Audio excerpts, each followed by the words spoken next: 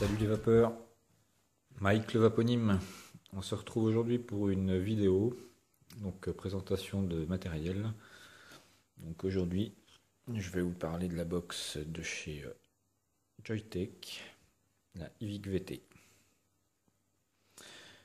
Donc Joyetech, moi j'ai déjà utilisé, je connais bien la marque. J'ai commencé avec la e-roll, pour ceux qui l'ont connu. Donc la e-roll, après j'ai acheté une batterie Igo Twist. Et par la suite, j'ai continué chez Joyetech avec le mode Ivic. Et donc ce qui en ressort de cette marque, c'est quand même une marque d'assez bonne qualité. Et jusque là, bon, ils avaient fait l'impasse sur les box. Moi j'avais arrêté après l'Ivic. Ils avaient sorti l'Ivic Suprême, qui était un peu plus puissant. L'inconvénient de l'Ivic, c'est qu'il montait à 11 watts, il me semble. Bon, à l'époque, c'était sur des cartomiseurs ou des petits trucs qui demandaient pas beaucoup de puissance. Mais maintenant c'est plus une vape sur dripper, donc il faut quand même des trucs qui envoient un peu plus fort. Donc c'est vrai que Joyetech avait fait l'impasse sur les box. Et là, donc ils nous sortent leur version de box avec le contrôle de température, donc ils sont pas du tout passés par la case box basique. Donc on reçoit l'Ivic dans une boîte en carton avec les indications. Donc elle existe en orange comme sur le dessin, orange avec les bandes noires. Vous l'avez en noir avec les bandes rouges et en blanche avec les bandes bleues. Donc moi j'ai pris le modèle noir avec les bandes rouges. Donc vous avez l'indication ici, Racing Yellow, Cool Black ou Dazing White. Donc il existe deux versions. Donc vous avez juste en coffret seul, comme celle-ci. Moi je l'ai pris seul. Et sinon vous pouvez la trouver également avec un atomiseur Igo Mega. Donc avec la couleur qui va bien avec la box. Mais moi c'est pas trop ma vape. Donc du coup je l'ai pris seul. Alors donc ça arrive dans une boîte en carton assez rigide. Donc c'est plutôt bien protégé. Donc vous avez encore un petit écran de protection. Et voici la box. Donc première impression à l'ouverture du carton, elle n'est pas si grosse que ça finalement, parce que moi je l'avais vu en vidéo sur plusieurs reviewers et je la trouvais assez grosse, alors qu'en fait c'est assez raisonnable quand même. Deuxième impression, c'est bien fini. C'est clair que c'est propre, pas à dire. Donc on y reviendra après. Ensuite, on fait ça. La petite carte de garantie avec un QR code et le scratch code pour vérifier de l'authenticité. Vous sauvez. Donc si vous prenez avec la version avec l'Igo One Mega en plus, c'est la même boîte, il est ajouté ici dans la boîte. Donc alors vous avez un manuel. Donc manuel en français. Il y a une partie donc anglais, français, allemand et russe. Alors le manuel, oui, il y a quand même quelques indications, mais on va dire que la traduction en français c'est pas du top. Là par exemple dans les conseils d'utilisation,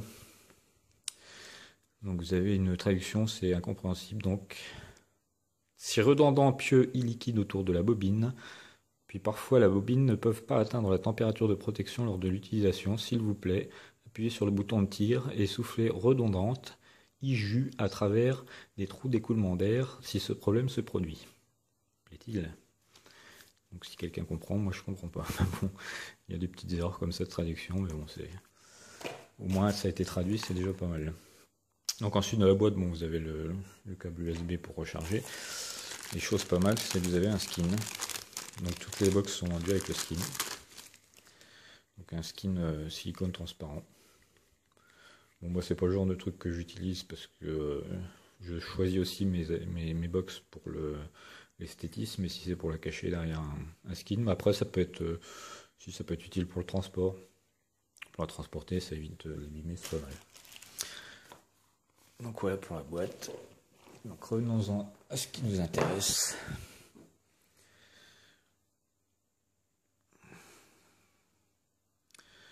Alors, première chose, c'est un revêtement, une peinture métallisée, bien brillante, et qui marque bien les doigts. Ça c'est... bon, après, ça se clean bien avec un petit Kleenex, mais les doigts, ça marque bien. Au-dessus, vous avez la plaque là qui est pareil. C'est de l'inox inox brillant, donc ça chope bien les marques. Mais bon, c'est comme ça. Donc c'est une box avec batterie non démontable. Donc vous avez une autonomie de 500 mAh. Donc ça commence à être sympa. Alors au niveau de ses caractéristiques, donc on va avoir une hauteur de 82 mm. Donc 82 mm ici. Donc ça fait un petit peu plus avec la molette, mais on a 82 par 47 de large et une épaisseur de 25 mm, mais 25 c'est juste ici, parce que là je sais pas si on le voit bien sur la vidéo, donc ça se resserre pour venir ici, et pareil, là on est plus large que de chaque côté, ça se rétrécit. En gros là si vous mettez un atomiseur 22 mm, il va passer juste à la fleur, avec un tout petit retrait, je pense qu'on peut mettre un 23 sans que ça dépasse, mais après au-dessus ça va dépasser quoi. Donc vous avez un connecteur 510 qui est monté légèrement sur ressort. Le connecteur, donc on le voit, je sais pas si on va bien le voir là. Donc là il dépasse un tout petit peu. Donc ce qui fait que quand on visse l'atto, l'atto vient pas frotter là sur le truc, mais ça laisse un tout petit sas en dessous, mais c'est pas très grave. Comparé, moi j'avais la Cloupor qui pareil qui laissait dépasser, mais ça se voyait beaucoup vu la forme de la box. Et là du coup ça gêne pas trop, c'est pas trop grave. Vous avez un grand écran OLED, bouton Fire et la molette de réglage. Donc là c'est une molette que vous pouvez c'est monté sur ressort. C'est un peu le même système que la bague qu'il y avait sur l'Ivic qu'on tournait. Donc je trouve ça plutôt pas mal.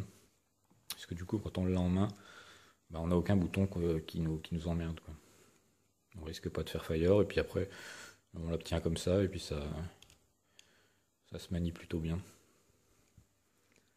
Bon, elle est assez lourde, hein, elle fait 200, ça doit être la plus lourde de celle que j'ai, elle fait 232 grammes. Mesurée, moi, 235. Mais bon, ça fait qualitatif, donc du coup, c'est lourd, mais sans plus, quoi. Bon, c'est sûr, si vous le montez avec un atomiseur un peu lourd, genre là, le Subtank mini, bah, ça fait tout de suite un setup. Bon, ça fait un joli setup, hein, on retrouve les bagues rouges là qui rappellent la bande rouge, ça fait un truc sympa, c'est brillant. C'est vrai que je suis assez maniaque avec ça quand j'ai comme là sur la SX Mini, où là la bague est inox brossé, j'aime bien avoir un atto brossé et pas un atto brillant. Et là comme c'est brillant, je préfère un truc brillant qu'un autre. Enfin bon, c'est une petite maniaquerie personnelle.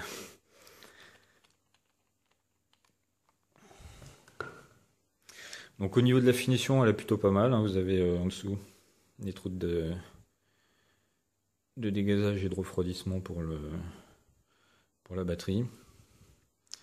Vous avez une indication, je sais pas si on va bien le voir là. On n'est pas assez de lumière. Donc là vous avez une indication 500 mA, 5 volts, 1 ampère. Là où on les précautions d'usage. Donc les bandes rouges. Avec en bas Attends, je vais mettre un petit peu de lumière parce que c'est vrai qu'on est un peu limité. Voilà, j'ai remis un peu de lumière, ça devrait aller mieux. Voilà, donc vous avez Joyetech et de l'autre côté Ivic VT. Donc vous voyez, hein, donc c'est bien brillant et les traces de doigts là, ça marque bien. Donc c'est une peinture noire métallisée, il me semble que j'ai déjà dit. Là vous avez le port recharge USB, parce que vu que c'est de toute façon une batterie, ça va être une batterie lipo il me semble, donc vous pouvez pas la démonter. Donc le grand écran, le bouton switch. Alors au toucher il est assez agréable, après il est, donc, quand on bouge la box, ça fait pas trop de bruit, mais quand on passe le doigt dessus, et puis il est assez, suivant où on appuie, il fait un bruit un peu cliquy. Bon après, c'est vrai que j'ai l'habitude moi de switch comme la SX qui est assez doux, mais là bon, on va s'y faire. Et ensuite, donc en haut, vous avez un numéro de... Ici, ça doit être un numéro de série, je pense. Et donc notre molette de réglage, droite et gauche. Alors pour la démarrer 5 clics, donc vous n'avez pas de séquence d'animation, ça s'allume direct sur ce qu'on veut, donc c'est plutôt pas mal. Donc super écran, hein, Joyetech, déjà sur le Vivix c'est un écran assez terrible. Donc écran avec 4 lignes, l'avantage c'est qu'il est dans le sens de la lecture, comme la manière d'un SX 350. C'est vrai qu'on a toutes les informations, on n'est pas obligé de, comme ma SX Mini où je suis obligé d'incliner, là c'est tout, c'est en face nickel. L'écran s'éteint au bout de 30 secondes. Alors, la première chose que j'ai remarqué, je sais pas si vous allez l'entendre. Voilà, donc j'ai collé la box sur le micro. Donc à l'ouverture, dès l'allumage, j'ai entendu, ça fait un tout petit sifflement comme un bruit de transformateur. Et puis un petit très léger, mais moi je l'ai ouvert dans une pièce où il n'y avait pas du tout de bruit, je l'ai entendu direct. Donc j'en ai discuté un peu sur les forums, où il paraîtrait que tout le monde a à peu près le même bruit, donc c'est un bruit je pense normal de fonctionnement. C'est pas non plus un bruit de malade, hein, c'est juste, c'est quand même assez léger. Oui, je voulais vous faire une petite précision, je rajoute ce petit moment. Donc le petit bruit qu'on entend, le petit clic-clic, le petit sifflement, on l'entend que vraiment quand on colle l'oreille sur la box. Le petit tic-tic, on l'entend un petit peu plus. Ça fait un petit peu comme un mécanisme de montre à l'ancienne. Donc quand l'écran s'éteint, donc au bout de 30 secondes l'écran s'éteint, et je pense au bout d'à peu près 2 minutes, la box se met en veille. Donc là à ce moment-là, le tic-tic vous l'entendez plus. Il n'y a vraiment que quand vous refaites Fire, vous allez entendre le tic-tic. Je pense que c'est un condensateur qui doit claquer un petit peu. Donc il refait tic-tic. Et dès que vous faites Fire pour vaper, le tic-tic s'arrête aussi. Hein. Donc à mon avis, c'est vraiment un condensateur qui, quand il est chargé, il claque un petit peu. Donc c'est pas bien grave en soi, mais pour les plus maniaques d'entre nous, je voulais juste le signaler. On m'a dit qu'il y avait j'ai vu sur le forum, il y avait normalement une protection sur l'écran. Bon, pour l'instant, je l'ai pas. J'ai gratté vite fait comme ça au doigt, j'ai pas réussi à l'enlever. Donc pour l'instant, je vais laisser. Puis s'il s'avère qu'il y en a vraiment une, de toute façon, au bout d'un moment, ça va se rayer, donc je l'enlèverai à ce moment-là. Voilà, je referme la parenthèse et on poursuit.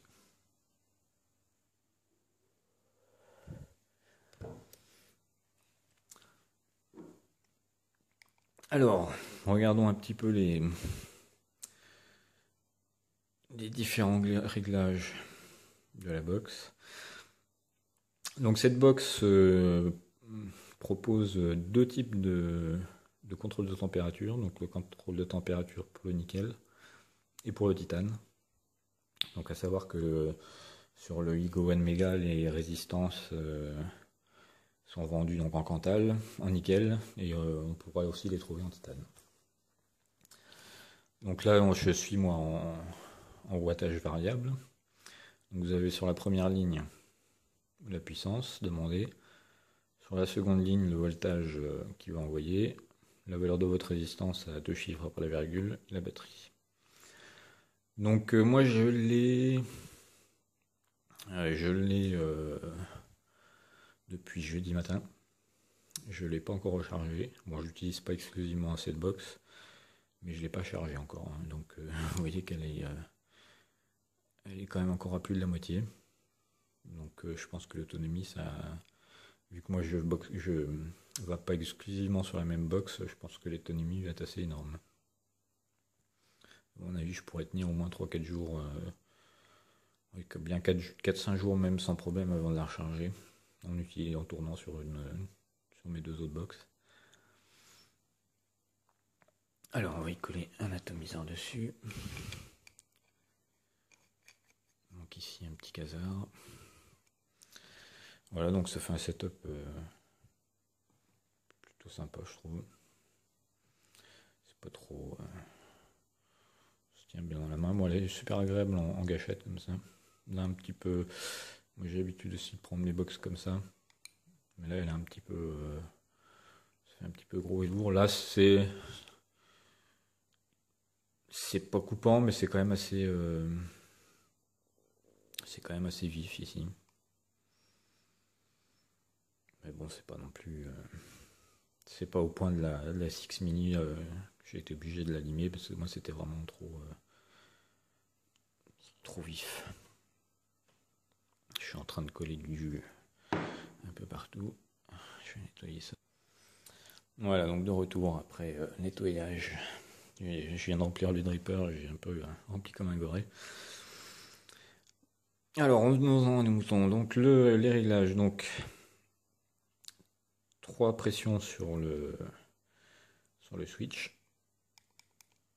Et vous allez voir la partie haute qui va clignoter.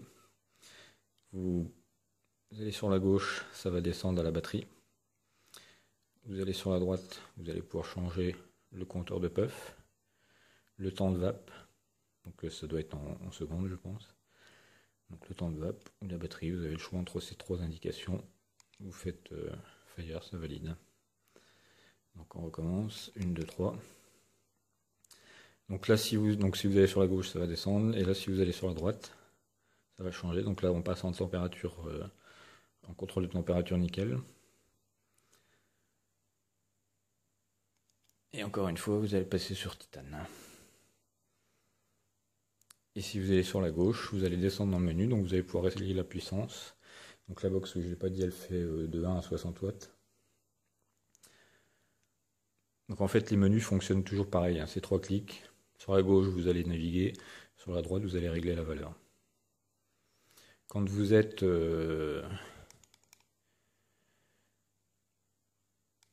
en wattage variable, pour régler les watts, vous montez, vous descendez, donc à droite ou à gauche.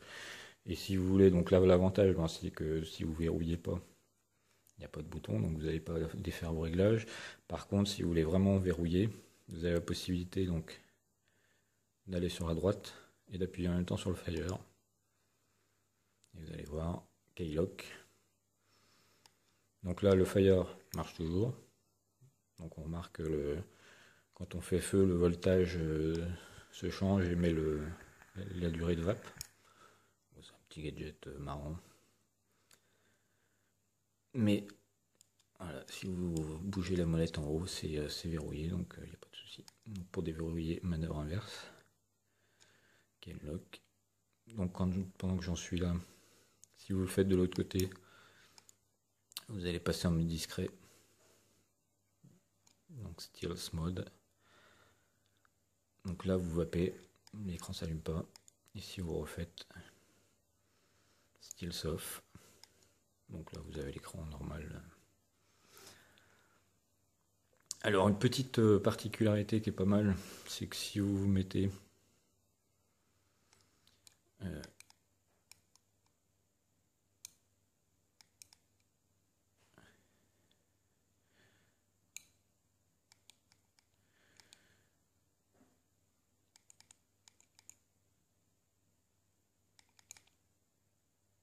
voilà, donc si vous les mettez en contrôle de température nickel par exemple, alors là je vais avoir un peu de mal à le faire. Je desserre ça.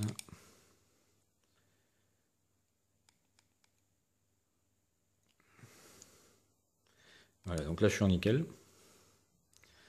Donc en nickel, vous pouvez régler de 30 watts à 60 watts.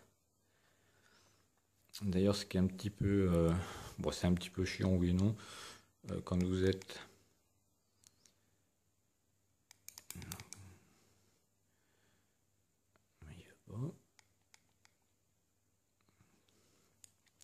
Voilà, donc quand vous êtes là, vous pouvez donc aller sur la droite, vous allez monter les watts. Et si vous allez sur la gauche, par contre, ça va descendre. Vous pouvez pas... vous êtes obligé d'aller jusqu'à 60, de faire tout le tour. Mais bon, ça, ce genre de truc-là, je pense qu'on le règle une fois ou deux, et puis après, on règle surtout la température, c'est surtout ce qui nous intéresse.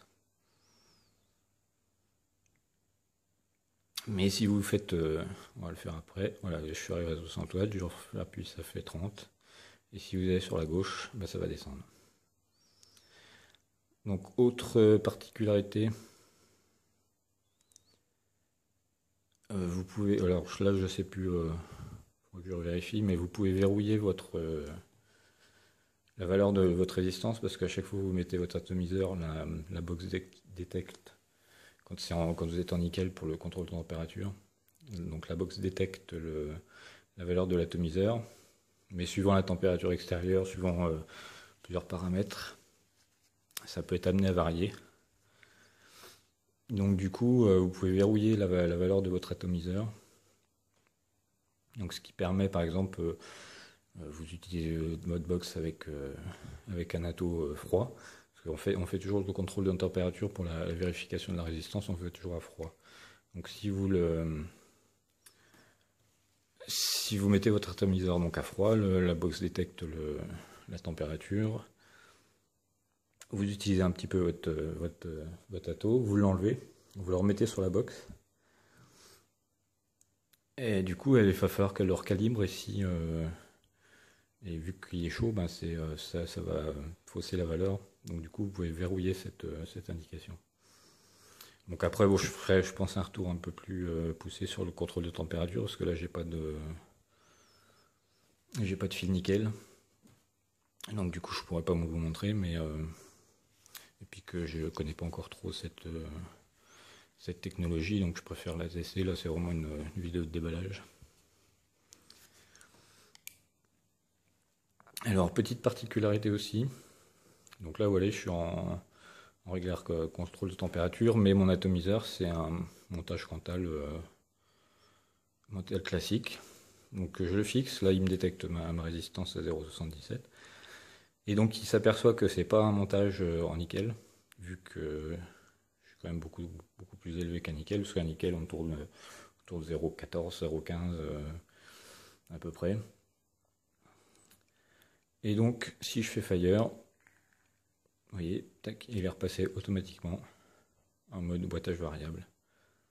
Donc ici il s'est aperçu que c'était pas un montage nickel, donc il passe en wattage variable. Donc c'est plutôt pas mal. Bon, après ça on voit bien, il n'y a pas de problème. Donc c'est une fonction qui est plutôt pas mal. Par contre, dans l'autre sens, ça marche pas. Si vous mettez une résistance en nickel alors que vous êtes en wattage variable, ça va pas le faire.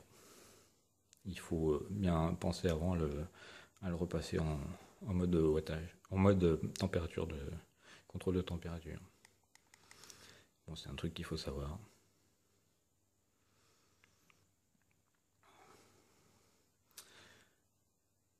Donc voilà ce que je pouvais dire de la bête. Donc c'est, il me semble que c'est des batteries LiPo, j'ai dû déjà le dire.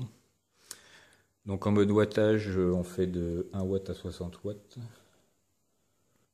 Alors à savoir aussi que donc quand vous l'achetez avec le Igo One Mega, dans la boîte vous avez en plus le transfo. Donc là ils le mettent pas, mais avec l'atto vous avez le transfo en plus. Donc voilà ce que je pouvais vous en dire. Donc les plus, ça va être son autonomie, ça c'est clair. Je pense que 500 mAh. Après, que la batterie soit pas démontable, moi ça me dérange pas plus que ça. De toute façon, j'ai d'autres box avec batterie amovible, donc et là puis en plus 500 mAh, je pense que je tiens large. Ouais, je pense que je tiens large 5 jours. Bon, après, si j'ai que sur cette box-là à vaper, je pense 3 jours. Mais avec l'utilisation que j'en ai, moi, ça devrait être plutôt pas mal. Niveau écran aussi, ça c'est vraiment un plus. L'écran orienté dans ce sens-là, moi j'aime beaucoup. C'est vraiment. On a pu à se contorsionner, c'est plutôt pas mal. Après, dans les moins, ce que je pourrais en dire, bah, c'est ce petit bouton qui fait cliquer, là, ça me plaît un petit peu moins. Mais bon, sinon, c'est vrai qu'il est agréable à toucher, mais des fois, il fait vraiment des bruits un peu. Il sonne le creux, quoi.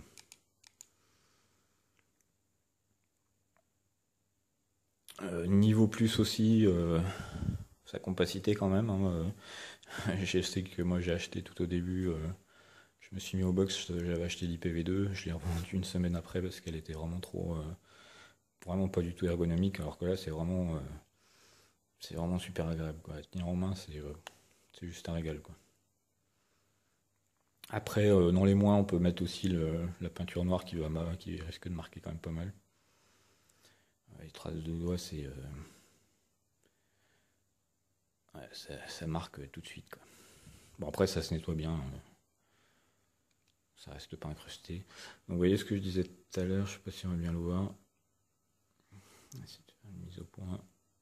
Non, ça veut pas.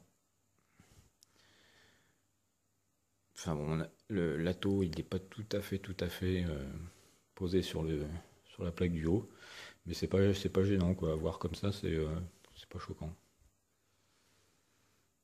Donc ça me va plutôt bien. Pourtant, je suis assez maniaque, hein, quand même.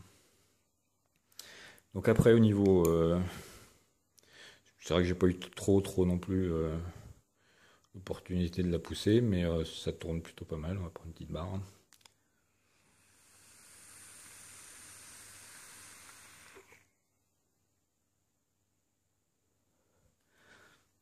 On entend bien le petit clic-clic, hein, faut quand même. Enfin, moi, je l'entends. Enfin, après, oui, c'est vrai que mes deux autres box l'ont pas, même les trois, le T5 le fait pas non plus, donc c'est vrai que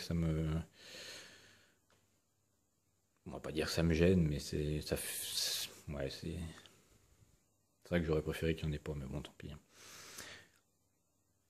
Donc voilà, sinon, c'est une box c'est quand même plutôt pas mal. Pour une première de chez Joytech, ils ont frappé quand même assez fort. Au niveau tarif, donc moi je l'ai acheté chez la boutique Taclop. Je l'ai réservé le samedi, dans la nuit de samedi à dimanche, me semble-t-il. Donc la box était en précommande. Et moi je m'attendais à attendre une dizaine de jours. Finalement, le mardi, réception d'un mail comme quoi ils étaient approvisionnés, donc j'ai reçu le jeudi. Donc au niveau des tarifs, moi celle-ci est à 79,90, donc c'est un petit peu plus cher qu'une Stick 50, mais elle est quand même, bon, il y a quand même des fonctions en plus qui sont quand même pas mal.